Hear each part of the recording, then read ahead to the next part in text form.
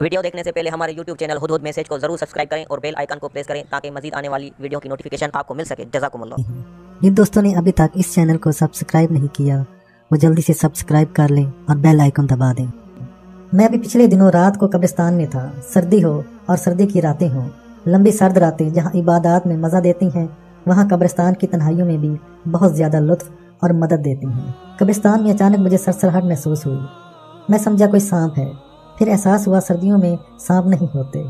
समझा कोई न्योला होगा। दाएं बाएं गौर से देखा, इसे अपना ख्याल समझकर फिर मैं अपने अमल में लग गया। थोड़ी देर हुई, वो सरसराहट फिर महसूस हुई, लेकिन अब इसकी आवाज़ ज़्यादा थी और आवाज़ में ये एहसास था कि जैसे कपड़ों का कोई ढेर या गठरी हो और इसे कोई ज़मीन पर घसीट रहा है, और इसे घसीटने से जो आवाज़ निकलती है बिल्कुल वाज़िया वही आवाज़ थी। अब मेरे एहसासात बेदार हुए और मेरा ख्याल गालिब हो गया कि ये कोई राज है या कुछ है। अब मैं अपने अमल को छोड़कर इस तरफ मुतवज्जो हुआ, उस तरफ सरसराहट की तरफ गया। मैं देखकर हैरान हुआ, एक पुराने कफन का टुकड़ा है और इसके ऊपर मुर्दों की हड्डियां बहुत सलीके से जुड़ी हुई हैं। जैसे गठरी बांधने के लिए किसी चीज को सलीके से जोड़ा जाता है, बस गांठ देना बाकी होता है। वो गठरी थोड़ी ही देर हुई है खुद ब खुद घसीटती है, फिर रुक जाती है। मुझे हैरत का एक झटका लगा, लेकिन खौफ महसूस नहीं हुआ। मैं दाएं बाएं देखने लगा कि कौन सी चीज इस गठरी को घसीट कर चलती है। मैं फिर एक तरफ हो गया और इस इंतजार में रहा कि किस वक्त गठरी घसीटती है। शायद इन्हें मेरे आने की इतला हो गई थी। गठरी यानी वो सलीके से जुड़ी हड्डियां बिल्कुल जामिद और साकित। मैं फिर इस इंतजार में और साथ में अपने अमल में भी लगा रहा। थोड़ी देर हुई, वो गठरी खुद ब खुद फिर चंद फुट खिसकी, फिर रुक गई। अब तो मेरे तजस्सुस को और आग लगी और मैं इसकी तरफ बढ़ा। मैंने एक एक हड्डी को उठाया, कोई बाजू की, कोई कलाई की, कोई खोपड़ी, कोई टूटी हुई, कोई खस्ता, कोई बिल्कुल ताज़ा। गर्ज ये हड्डियों का ढेर मैं हटाता चला गया। मुझे एक एहसास था कि शायद इस खोपड़ी के अंदर कोई जानदार चीज हो जो इसको हरकत दे रही है। मैंने खोपड़ी को टटोल कर देखा, सिवाय मिट्टी के और कुछ न निकला। या बाज खोपड़ियों में से हड्डियों का चूरा निकला। मैं समझ गया कि या तो जिन्नात की कारस्तानी है या रूहों का तलातम है। मैंने वापस इन हड्डियों को इसी सलीके से जोड़ा। रात को तकरीबन 2:45 बजे का वक्त था। सर्दी अपने जोबन पर, सन्नाटा, कभी कभी कुत्तों के भौंकने की आवाज या फिर ये हड्डियों का माजरा, वरना हर तरफ हू का आलम था। जिसे दूसरे लफ्जों में कहो, एक मैं और मेरी तन्हाई। बिल्कुल यही बात। मैं इन्हीं सोचों में उलझा हुआ था, ये जिन्नात हैं या रूहों का नजारा या तलातम। अचानक मेरे दिल में यह ख्याल आया और मैंने जबान तालू से लगाकर सूरत मुजम्मिल पढ़ना शुरू कर दी। मैंने अपने रहबर की जेरी निगरानी सूरत मुजम्मिल जबान तालू से लगाकर 8 दफा तक पढ़ने की मशक की थी, और फिर ये मशक बढ़ती चली गई और बहुत आगे गई। मैं बावजू था। मैंने सफेद लिबास और भरपूर खुशबू लगाई हुई थी। सियाह रंग का कंबल ओढ़ा हुआ था और अपने जिस्म को सर्दी से महफूज रखने के लिए कुछ लवाजमात किए हुए थे।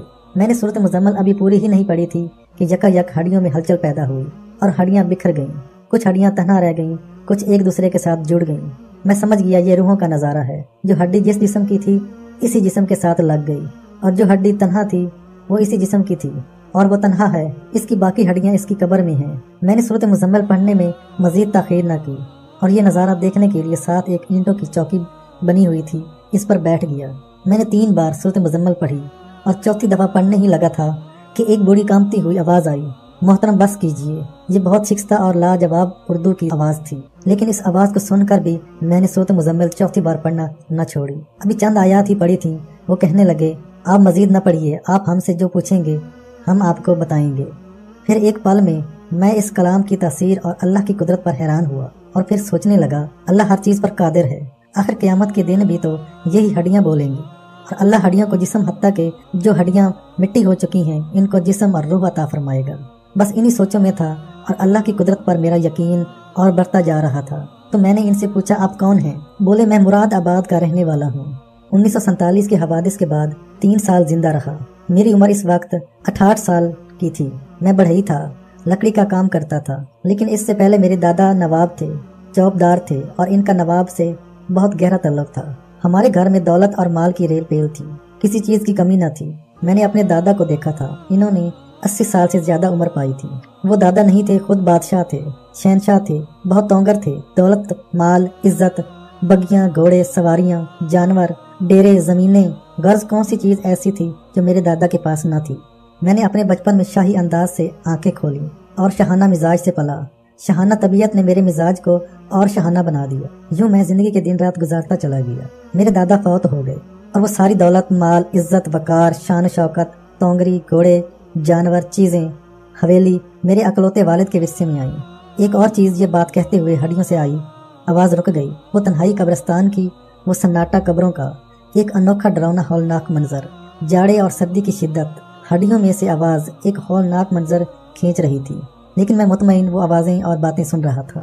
وہ روح مجھے کچھ نہ بتا سکی۔ میں نے اپنا عمل چھوڑ دیا اور اس سے پوچھا، آپ بولیں۔ تھوڑی ہی دیر میں اس روح کے اندر سے سسکیاں اور رونے کی آوازیں محسوس ہوئیں۔ وہ روح بولی کہ میرے دادا سخت مزاج اور بخیل تھے، حالانکہ اس ساری دولت اور مال میں دادا کی محنت کا کوئی حصہ بھی نہیں تھا۔ یہ سب کچھ میرے بڑوں کو نواب سے ملا تھا۔ آخر میرے دادا ایسا کیوں کر رہا تھا؟ میں نے ہمیشہ اپنے دادا کو غریب کو جھڑکتے، ان کو الجھاتے، ان کو سزائیں دیتے، ان کو مارتے اور ان کی مزدوری کھاتے دیکھا۔ میں بعض اوقات اس پر کوڑتا تھا، چھوٹا تھا لیکن باشعور تھا۔ مجھے احساس ہوتا کہ دادا ایسا کیوں کر رہا۔ ایک دو دفعہ میں نے بولنے کی کوشش کی، لیکن دادا کی ڈانٹ نے میری آواز کو دبا دیا۔ میں کبھی نہ بول سکا۔ مجھے وہ وقت یاد ہے جب غریب میرے دادا کے منہ پر ان کی تعریف کرتے تھے اور غائبانہ انہیں جھولیاں اٹھا اٹھا کر بد دعائیں دیتے تھے۔ کسی کی بے عزتی ہوتی تھی، کسی کی بے قدری ہوتی، کسی سے نوابی مزاج سے سلوک کیا جاتا۔